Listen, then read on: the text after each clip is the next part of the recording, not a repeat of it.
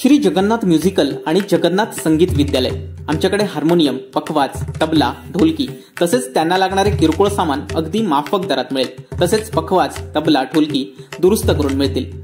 आमच्याकडे शास्त्रोक्त पद्धतीने तबला आणि पखवाज तसेच ढोलकी शिकवून मिळेल।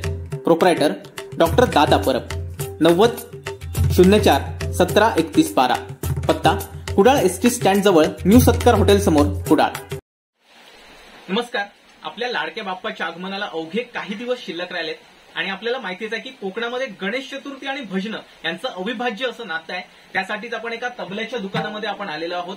दादा परब यांचं जगन्नाथ म्युझिकल्स हे तबल्याचं आणि हे दुकान आहे। या ठिकाणी वेगवेगळ्या प्रकारचे पखवाज असेल, हार्मोनियम, टाळ, झांज, झुंजरी अशा प्रकारची वाद्य या ठिकाणी आहेत। स्वतः दादा परब आज आपल्यासोबत आहेत। सिंधुदुर्ग जिल्ह्यातलं एक संगीत रत्न म्हणून त्यांच्याकडे पाहिलं जातं। उत्कृष्ट पखवाज वादक आहेत, भजन देखील ते स्वतः करतात। दादा नमस्कार। नमस्कार। दादा काय सांगाल, बाप्पाच्या आगमनाला अवघे काही दिवस शिल्लक राहिलेत, कशा प्रकारे कामांची लगबग आहे? सध्या असं झालंय की रात्र कमी आणि सोंग फार या आपल्या म्हणीप्रमाणे सध्या परिस्थिती झाली। माझ्याकडे आता सध्या 150 ते 150 पखवाज रिपेअर करायचे आहेत गिरायकांचे, आणि गणपतीला अवघे काही 15-20 दिवस राहिले। तर एवढ्या दिवसामध्ये एवढं सगळं सामान कसं करायचं हा मोठा पेज असतो आमच्या समोर। आणि हे काम करत असताना कोणी येड्या गबाळ्याचं काम नाही, कोणी आणून बसवलं आणि तो काम करेल असं होत नाही। त्याला एक्सपिरियन्स लागतो, अनुभवीच कारागीर लागतात। आणि ते कारागीर सध्या दुर्मिळ झालेत, मिळणं कठीण होतं। तरी सुद्धा आमच्याकडे आज सध्या 5 ते 6 कामगार या मागच्या रूम मध्ये आहेत। तर ते रिपेअरिंगचं, शाईचं काम, त्यानंतर पुढे भरण्याचं काम, असं काम सगळं जे काय आहे ते सगळं ते काम करतायत।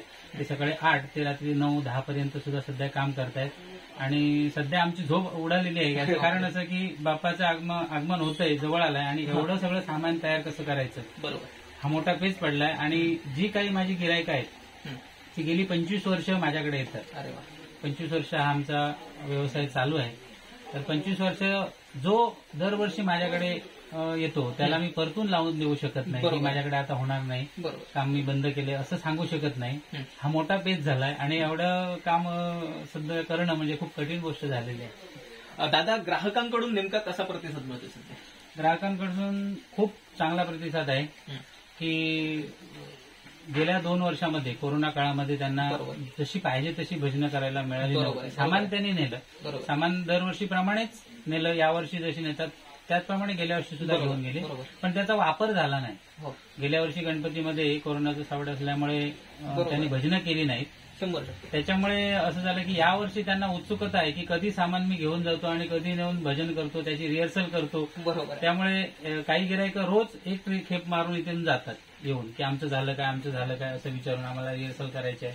मग आम्ही त्यांना रिहर्सल पुरतं आमच्या दुकानातलं जे अवेलेबल असेल ते पण आम्ही त्यांना सामान देतो की यावर तुम्ही रिहर्सल करा, गणपतीच्या आधी 1-2 दिवस पर्यंत तुमचं सामान आम्ही 100% तुम्हाला पूर्ण करून देणार, याची आम्ही हमी देतोय। अशी सध्या धावपळ सुरू झालेली आहे।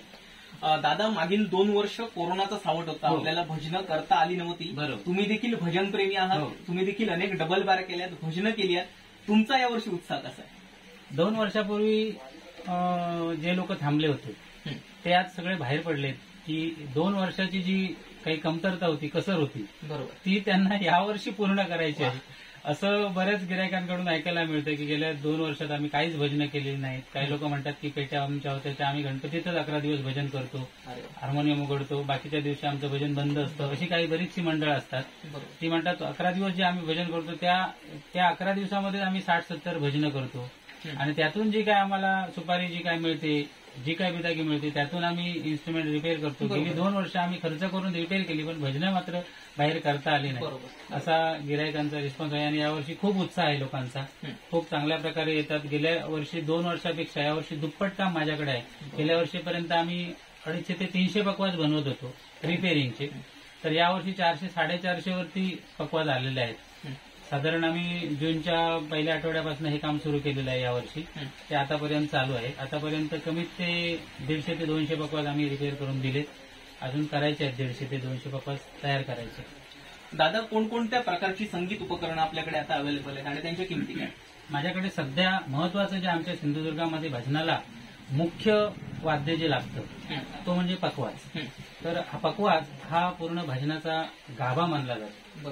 आणि ते इन्स्ट्रुमेंट नाही तर भजन होऊ शकत नाही असं आहे. त्यामुळे मुख्य ते पकवाज माझ्याकडे अवेलेबल आहेत आणि ते कमीत कमी किमतीपासून ते जास्तीत जास्त किमतीपर्यंत अशा सगळ्या प्रकारचे रेंजमध्ये आम्ही पकवाज बनवलेले आहेत. काही मंडळ अतिशय गरीब असतात, काही शिकाऊ मुलं असतात, त्यांना इन्स्ट्रुमेंट मिळत नाही, प्रॅक्टिसला सुद्धा त्यांना पकवाज मिळत नाही. कारण मी जेव्हा लहान होतो तेव्हा माझी परिस्थिती अगदीच बिकट होती. तेव्हा आम्हाला वाजवायलाही मिळत नव्हतं. आम्ही शेजाऱ्याच्या घरी जाऊन, कुठे तबला असेल त्याच्या घरी जाऊन थोडा वेळ वाजवायचो आणि परत यायचो, तो काही बोलेल म्हणून. अशी परिस्थिती होती. ते दिवसही आम्हाला आठवतात. हा विचार करून मी कमीत कमी 4,500 मध्ये यावर्षी पकवाज ठेवलेले आहेत विकायला. गेल्या वर्षी पण ठेवले होते, यावर्षी पण ठेवलेले आहेत. त्याला भरपूर रिस्पॉन्स आहे. आता मी सध्या 50 ते 60 पकवाज विकलेले आहेत. एक 8-10 पकवाज माझ्याकडे शिल्लक असतील. 10-12 पकवाज मुंबईच्या लोकांनी मला फोन करून ऑनलाईन पेमेंट करून बुकिंग करून ठेवलेले आहेत. ते गणपतीच्या आधी 2 दिवस येतील तेव्हा ते जाताना इथून घेऊन जाणार आहेत. अशा प्रकारे 4,500 पकवाजमध्ये सध्या तरी कुठे मिळत नाही, पण मी अवेलेबल करून दिला. याचं कारण असं की आपल्याला जे हालअपेष्टा त्यावेळी भोगावे लागले इन्स्ट्रुमेंटसाठी, तसे आत्ताच्या मुलांना तसे हाल त्यांचे होऊ नयेत, त्यांनी शिकावं, हा एक माझा उद्देश आहे. आणि दुसरा उद्देश असा आहे की हे 3 महिनेच माझे कारागीर 5-6 कारागीर आहेत, तर ते काम करतात. पुढच्या दिवसांमध्ये त्यांना काम नसतं. मग त्या दिवसामध्ये आम्ही ह्या पकवाजच्या पुड्या बांधणं, त्यासाठी लागणारं मटेरियल गोळा करणं, जे काही शाहीचं काम वगैरे असेल तर ते ह्या अशा प्रकारच्या पुड्या ज्या आहेत तर ह्या पुड्या हे बनवून ठेवतात. जानेवारी, फेब्रुवारी, मार्च महिन्यामध्ये ह्या अशा बनवतात. आणि या पुड्या अशा बनवल्यानंतर या दिवसामध्ये फक्त फिटिंग करायचं असतं बसून. हे टून करून ठेवलेल्या असतात, स्वतः बांधलेल्या पुड्या असतात. त्या पहिल्या बांधाव्या लागतात अशा प्रकारच्या. ही कोरी पुडी आहे, त्याला कोरी पुडी म्हणतोय, बिगर शाहीची. ही अशी बांधली जाते. त्याच्यानंतर मग याच्याही अगोदर प्रोसिजर आहे, त्याला ती चांबडी भिजून वगैरे त्या तबल्यांवरती ती हे विणलं जातं. आणि त्याच्यानंतर जी प्रोसिजर आहे ती मग शाहीची येते नंतर. मग ती शाही घातल्यानंतर अशी पुडी तयार होते. मग हिला असं गुतणी म्हटलं जातं इकडे, काही लोक सेंदरी पण म्हणतात. मग ही पण घातली जाते. काही लोकांची अशी मागणी असते की आम्हाला ही अशा प्रकारची सेंदरी घालून द्या, मग आम्ही अशा प्रकारची ही पण सेंदरी घालून देतो. हे काम आमचं जानेवारी, फेब्रुवारी, मार्च, एप्रिल, मे या महिन्यामध्ये हे काम चालू असतं. आणि 4-500 मध्ये देण्यामध्ये जो पकवाज आम्ही विकतो त्यामागे माझा मुख्य उद्देश हाच आहे की त्यांचंही कुटुंब आहे, त्यांनाही इतर दिवशी रोजगार मिळाला पाहिजे. मग त्यातून आम्ही 200-300 रुपये फक्त मिळवतो वरती. आणि त्यातून त्यांना जी मजुरी आहे ती त्यांची 4 महिन्याची मजुरी त्यातून सुटली पाहिजे. हा एकमेव उद्देश ठेवून आम्ही 4,500 मध्ये पकवाज कमीत कमी किमतीमध्ये बनवलेले आहे. त्याच्यापुढे 5,500 आहे, 6,500 आहे, 8,000 मध्ये आहे. आणि त्या वेगवेगळ्या लाकडांवरती त्यांच्या किमती, वेगवेगळ्या क्वालिटीच्या पुड्यांवरती त्यांच्या किमती ठरल्या जातात. कमीत कमी 4,500 मध्ये जी जंगली लाकडं आहेत, भाबळ, किनळ अशा प्रकारची जी लाकडं असतात तर त्या लाकडांमध्ये आम्ही 4,500 मध्ये पकवाज देतो. त्यानंतर 5,500 मध्ये आहे, 8,000 मध्ये कडुनिंब लाल शिसम पण आहे, 12,000 मध्ये प्युअर लाल शिसम पक्का आहे. पक्का लाल शिसम अजूनही चांगल्यात चांगला 18,000 ते 20,000 पर्यंत. तसंच ढोलकी तबली सुद्धा 2,500 पासून ते 6,500-7,000 पर्यंत तबली आहेत. 6,500-7,000 मध्ये आम्ही खैराची तबली, शिसमची तबली पण देतो. 5,500 मध्ये सुद्धा खैराची तबली, शिसमची तबली आहे. आणि कमीत कमी 2,500 रुपयामध्ये आम्ही तबला देतो. आणि डग्गा, तबला, बॅग आणि त्याच्याबरोबर खाली लागणारी जी चुंबळ असते तर हा पूर्ण सेट आम्ही 5,500 मध्येच देतो. त्याचा मागचा उद्देश हा असाच की नवीन तबला वादकांना सुद्धा त्याची कमतरता भासू नये, कमीत कमी गरीब लोकांना, गरजू लोकांना कमी किमतीमध्ये तबला उपलब्ध व्हावा, हा एकमेव उद्देश. आणि जे कारागीर आमचे काम करतात त्यांचाही रोजगार चालला पाहिजे, ह्या उद्देशाने आम्ही 5,500 मध्ये पूर्ण सेट तबला आम्ही देतो. दादा, अगदी शेवटचा प्रश्न आहे. आपल्या लाडक्या बाप्पाच्या आगमनाला अवघे काही दिवस शिल्लक राहिले. आजच्या दिवशी बाप्पाला नेमकी काय प्रार्थना करा? बाप्पाला मी एवढंच सांगेन की अशी प्रार्थना करेन की 2 वर्ष कोरोनाच्या सावटमध्ये जशी वर्ष गेली, पुढील अख्ख्या आयुष्यामध्ये अशी संकट आपल्या देशावरती किंवा इतर जगात कुठेही अशी येऊ नये, एवढी प्रार्थना मी गणेशाच्या प्रती करेन.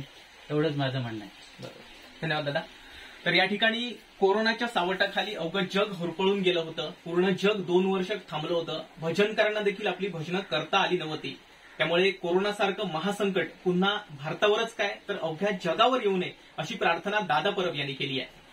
राजेश हेदरकरसह चिन्मय घोगळे, कोकणशाही. असे नवनवीन व्हिडिओ पाहण्यासाठी कोकणशाहीचं युट्यूब चॅनल सबस्क्राईब करा व बेल बटन प्रेस करा. तसेच फेसबुक पेज लाईक करा आणि इंस्टाग्राम पेज व ट्विटर पेजला फॉलो करायला विसरू नका.